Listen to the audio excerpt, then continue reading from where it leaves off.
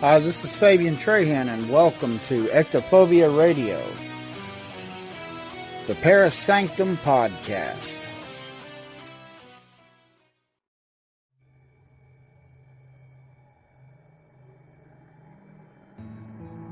Hi, this is Fabian Trahan, your host. Welcome to the Paris Sanctum Podcast, episode 17. 5 of the most haunted locations in West Virginia. As a truck driver, I run West Virginia quite a bit. Not as much as I'd like to, but I absolutely have a great love of the Mountaineer State. It truly has earned its name. Many mountains and valleys. Very interesting people, to say the least. A culture of Appalachia, unprecedented. And with this excellent culture comes folklore. Today we will talk about 5 of the most haunted locations in West Virginia,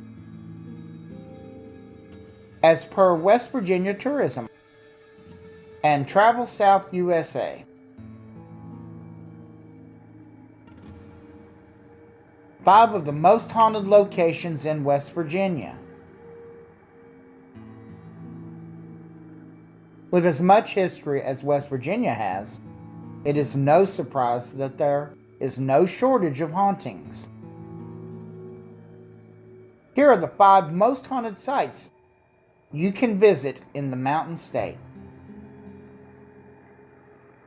Number 1, Lake Shawnee Amusement Park. In the late 1700s, a bloody skirmish between settler Mitchell Clay and the local Shawnee Native American tribe ended in the deaths of 3 of Clay's children and several Shawnee warriors. In the 1920s, a local businessman purchased the land and turned it into an amusement park. But some say the land is cursed.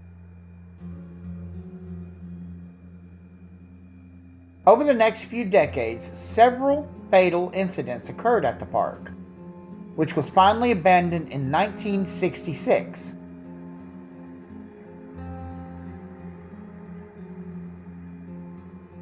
Visitors have reported seeing the ghost of a man and a little girl in a pink dress near the rusted-out remains of the Ferris wheel and swings. Is the land cursed? You be the judge. Lake Shawnee Amusement Park is open for private paranormal tours by appointment only.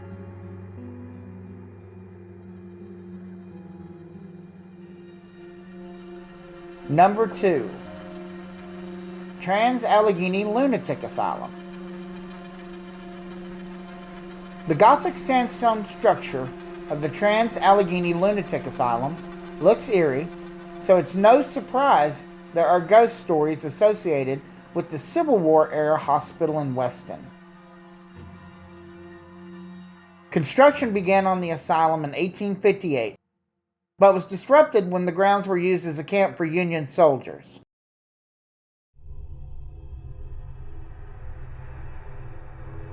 Originally built to house 250 patients, and at one time known as Weston State Hospital, the facility reached its peak in the 1950s with 2,400 patients.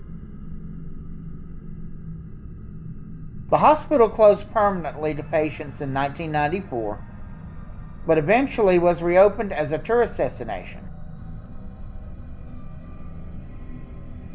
The asylum offers ghost tours and history tours until mid-November and is closed for the winter season. Coming in at number 3 on our top haunted locations in wild, wonderful West Virginia, Harper's Ferry. Haunted Harper's Ferry. Home to Harper's Ferry National Historical Park, the eastern panhandle town of Harper's Ferry is said to house a number of restless spirits dating back hundreds of years. Ghost tours of Harper's Ferry guides visitors on an evening walking tour of some of the town's most haunted sites.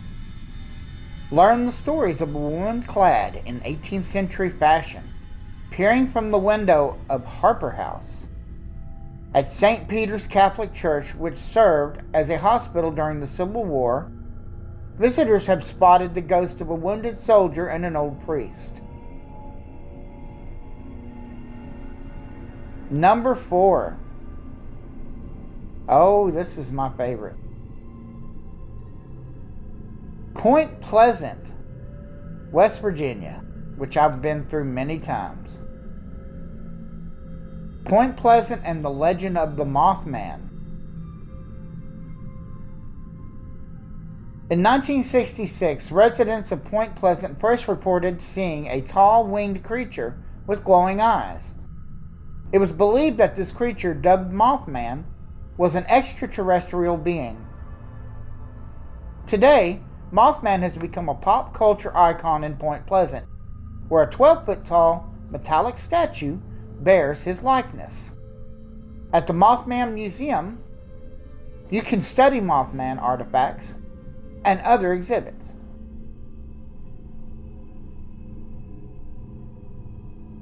And finally, number 5, and this is on my to-do basket list for our team Try-10 Paranormal.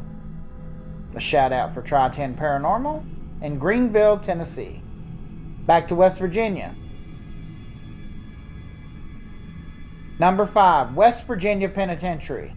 Opened in 1875, the West Virginia Penitentiary in Moundsville is said to be one of the most haunted prisons in the United States. It's no wonder, as the prison was the setting for riots, fires, and nearly 100 executions during its time in operation. Today you can tour the lockup areas and prison yard. Tours are available year-round. I would like to thank Samantha Ingard of westvirginia.gov, as well as the West Virginia Tourism Office.